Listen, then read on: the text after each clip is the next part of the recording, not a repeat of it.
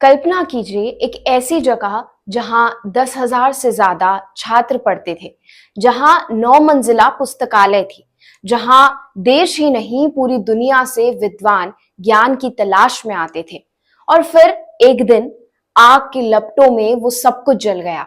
किताबें, ज्ञान, सभ्यता, भविष्य। नमस्ते, मेरा नाम है मीनाक्षी और आप देखना शुरू कर चुके हैं डेमोक्रेटिक वार का खास कार्यक्रम अनोखी दुनिया। आज हम बात करेंगे उस भव्य विश्वविद्यालय नालंदा विश्वविद्यालय की, जिसे ज्ञान का ताजमहल कहा जाता था और जो एक भयावह इतिहास का शिकार बन गया।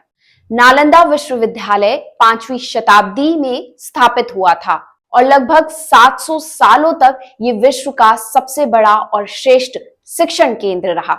ये सिर्फ भारत ही नहीं बल्कि चीन, जापान, तिब्बत, कोरिया और श्रीलंका जैसे देशों के छात्रों के लिए भी शिक्षा का तीर्थ स्थान माना जाता था।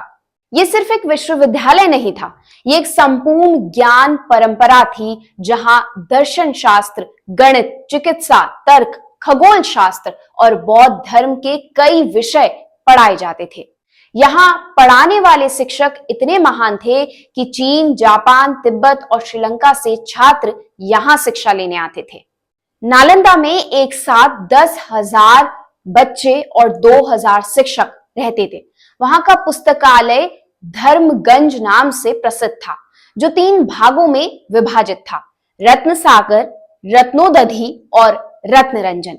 कहा जाता है कि उसमें लाखों ग्रंथ थे, कई तो ऐसे जो आज भी दोबारा नहीं लिखे जा सकते।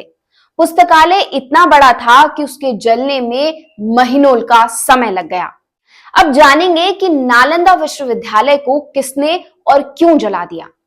नालंदा विश्वविद्यालय को जलाने वाला मूल अपराधी मोहम्मद बख्तियार खिलजी है। यह अफगान मूल का एक तुर्क आक्रमणकारी था जो गौरी वंश की सेवा में था। उसने बंगाल और बिहार पर अपना प्रभुत्व स्थापित किया और बहुत से हिंदू और बौद्ध संस्थानों को निशाना बनाया। वो धार्मिक असहिष्णुता और लूट के इरादे से नालंदा पहुंचा था। बख्तियार खुद अनपढ़ था। वो बीमार हुआ और उसके सैनिकों ने उसे नालंदा विश्वविद्यालय ले जाने की सलाह दी, जहां वैद्य से उसे ठीक किया जा सकता था। परंतु जब उसने देखा कि संस्कृत में ग्रंथों को पढ़ने वाले भिक्षु उसका इलाज कर रहे हैं, तो उसने सोचा कि ये लोग किसी हिंदू देवी देवता की पूजा करते हुए उसे भ्रमित कर रहे हैं। उसने शिक्षा और भिक्षु जीवन को काफिरों का काम समझा और क्रोधित होकर आदेश दिया, इन सबको जला दो, ताकि ये फिर किसी को धोखा ना दे सके।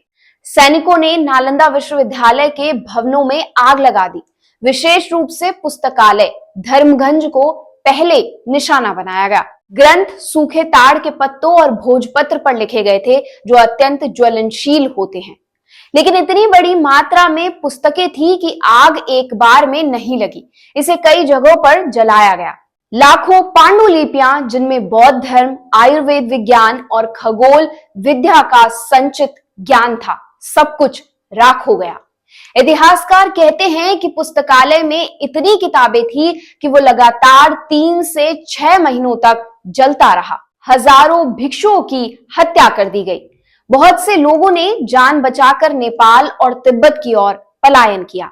कुछ ही ग्रंथ वो अपने साथ ले जा सके, बाकी सभी ग्रंथ चिकित्सा विज्ञान, गणित, ज्योतिष और दर्शन हमेशा के लिए नष्ट हो गए। कल्पना कीजिए, उस आग की लपटों में केवल कागज नहीं जल रहे थे, वो हमारी सभ्यता की सबसे बड़ी क्षति थी। नालंदा ने न सिर्फ भारत बल्कि पूरी एशिया की शिक्षा प्रणाली को आकार दिया था। चीनी यात्री हेनसांग और इतिसिंग ने यहाँ अध्ययन किया और अपनी किताबों में इसकी महिमा का विस्तार से वर्णन किया। ये जगह केवल बौद्ध धर्म के लिए ही नहीं बल्कि पूरे भारतीय उपमहाद्वीप के लिए ज्ञान का ध्रुव तारा माना गया था। साल 2010 में भारत सरकार ने नालंदा विश्वविद्यालय को फिर से पुनर्जीवित करने की घोषणा की। आज एक आधुनिक परिसर नालंदा में बन रहा है, जिसमें अंतर्राष्ट्रीय छात्र फिर से भारत आने लगे हैं। शायद वो गौरव दोबारा लौटे, लेकिन जो खो गया वो सदियों तक याद रहेगा। नालंदा केवल ईंटों और दीवारों का नाम नहीं था, वो भारत की सोच थी, आत्मा थी और शांति की दिशा थी। शायद ये इतिहास हमें याद दिलाता है कि ज्ञान की रक्षा सबसे बड़ी जिम्मेदारी है। क्या आप सोचते हैं कि अगर नालंदा आज भी होता तो भारत कैसा होता? कमेंट में अपनी राय जरूर दें और ऐसे ही इतिहास के पन्नों से जुड़ी कहानियों के लिए चैनल को सब्सक्राइब जरूर कर लें।